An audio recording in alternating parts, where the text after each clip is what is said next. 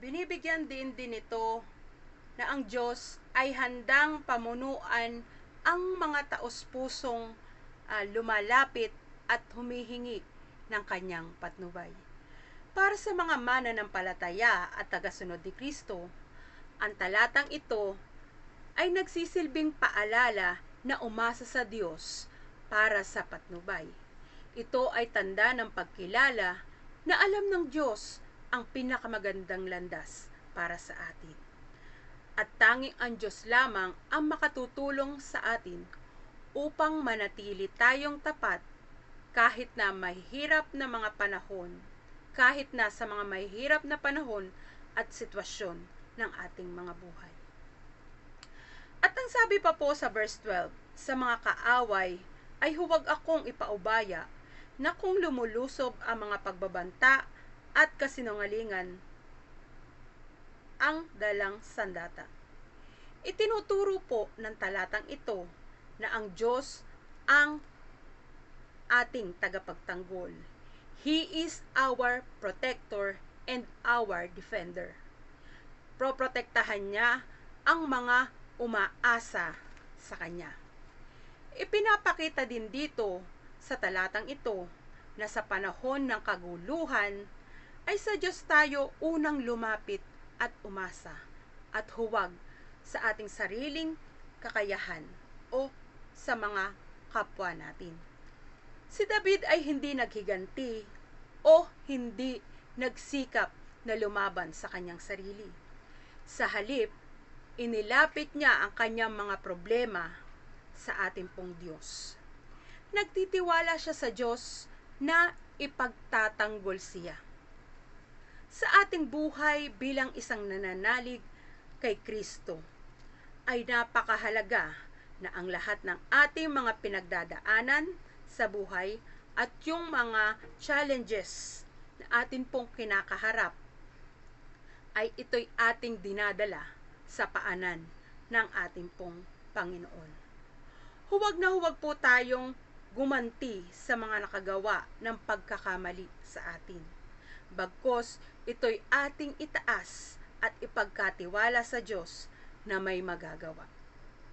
Ang sabi po sa Roma 12:19, mga minamahal, huwag kayong maghihiganti o ipaubaya ninyo iyon sa Diyos, sapagkat nasusulat, akin ang paghihiganti, ako ang gaganti, sabi ng Panginoon. So sinasabi po dito mga kapatid, kapag may nakagawa sa atin ng hindi maganda, katulad po ng sa sitwasyon ni David, hindi po siya gumanti, pero ang ginawa niya, itinaas niya sa Panginoon, idinalangin niya o ipinanalangin niya sa Diyos, ipinagkatiwala niya sa Diyos yung kanyang sitwasyon. Ganun din po ang ating gawin mga kapatid.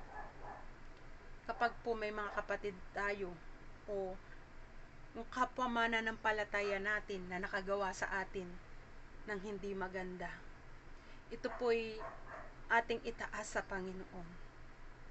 At yung pong sitwasyon na yon ay ipagkatiwala natin sa Kanya dahil ang Diyos po ang may kakayahan na umayos nito. At kung kaya naman po natin na yung pagpapatawad ay ibigay po natin, ay wag po nating ipagdadamot sa ating mga kapwa. Sapagkat sabi po sa salita ng Diyos na tayo po ay pinatawad din ng Diyos. So tayo bilang kumikilala at nananampalataya sa Diyos, napakahalaga po na tayo din po ay nagpapatawad sa mga nagkakasala sa atin upang yung kasalanan natin ay ipatawad din ng Diyos sa atin, di ba? Mga kapatid, ito po yung sinasabi. Kung may tampuhan, may sama ng loob, may galit, atin pong itaas sa Diyos at atin pong ipanalangin na maging maayos ang sitwasyon na yun. At kung kaya po natin, tayo po ay mag-usap ng mahinahon, ay gawin po natin mga kapatid, sapagkat tayo po ay ambassador of Christ.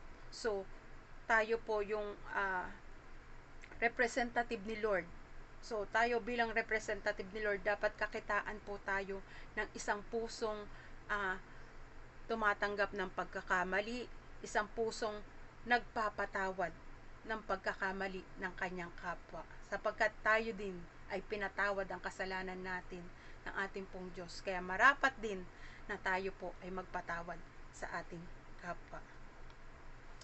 Ano pa po ang sabi sa verse 13?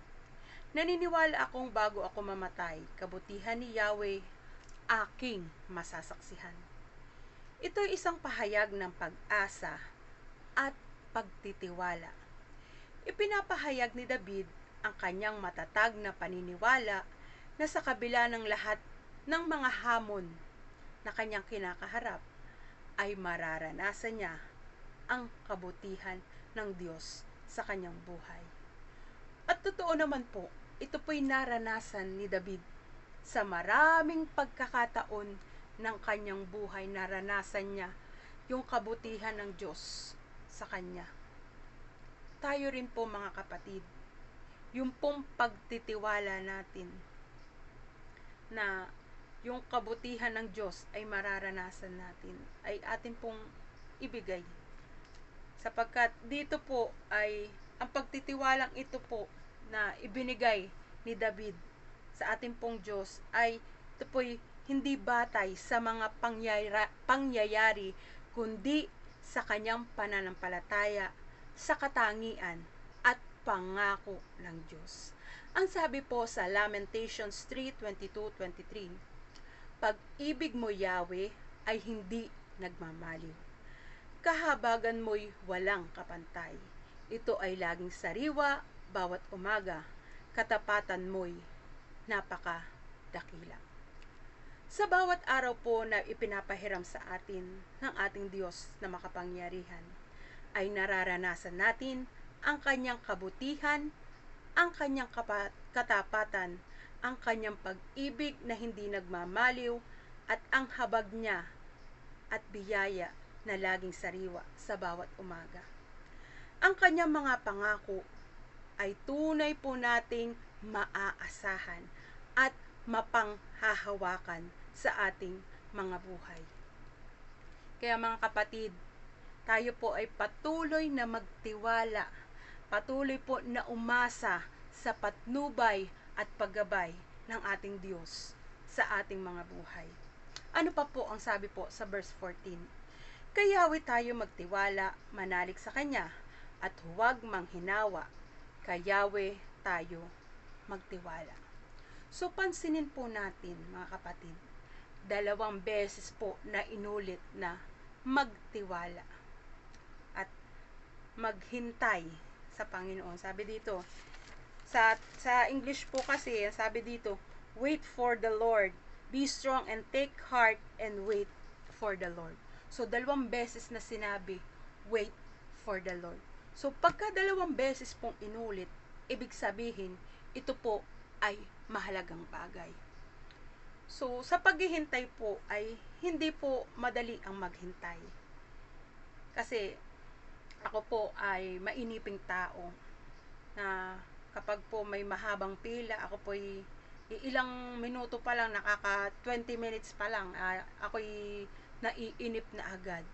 So dito po sa ating pong teksto sa verse 14, 2 beses na sinabi dito, wait for the Lord, wait for the Lord. So ibig sabihin, mahalaga po. So mahalaga po na hinihintay po natin ang pagtulong at paggabay ng Diyos sa ating mga buhay. Importante po kasi ito, mga kapatid, sapagkat ito pong talatang ito ay nagtuturo sa atin tungkol sa kahalagahan ng pagtitiwala sa God's timing o oras ng Diyos. Ang mga plano ng Diyos ay maaaring hindi palaging nakaayon sa ating mga ninanais o hinahangad. Ngunit ang timing o ang oras ng Diyos ay perfect o perpekto. Ang paghihintay sa Diyos ay nagpapalakas din po ng ating pananampalataya.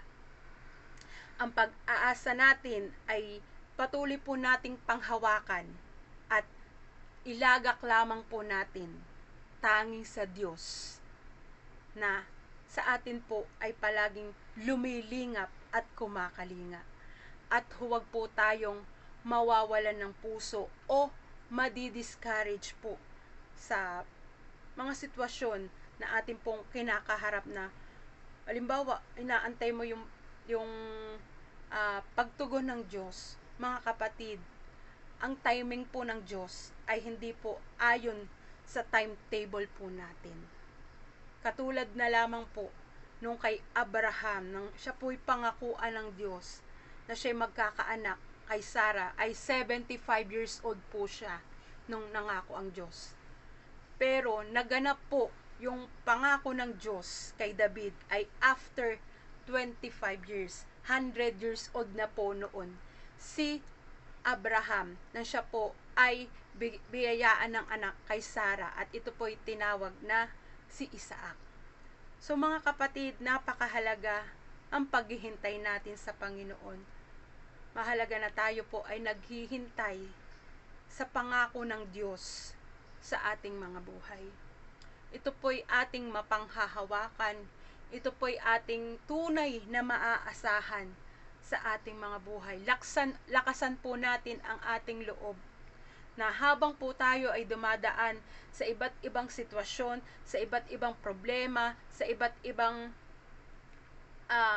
suliranin na ating pong kinakaharap sa mga oras na to, tayo po ay magpatuloy na nagtitiwala, patuloy na umaasa sa ating pong Diyos. Kung tugunin man po ng Panginoon ang ating mga panalangin o hindi tayo tugunin sa ating mga ipinapanalangin sa Kanya, ang mahalaga mga kapatid ay tayo ay nagpapatuloy na umaasa, nagtitiwala sa Diyos. Sapagkat alam natin mga kapatid, ang buhay natin sa mundong ito ay hindi ito yung mahalaga, kundi yung pang walang hanggang buhay natin na kakaharapin natin doon sa eternity.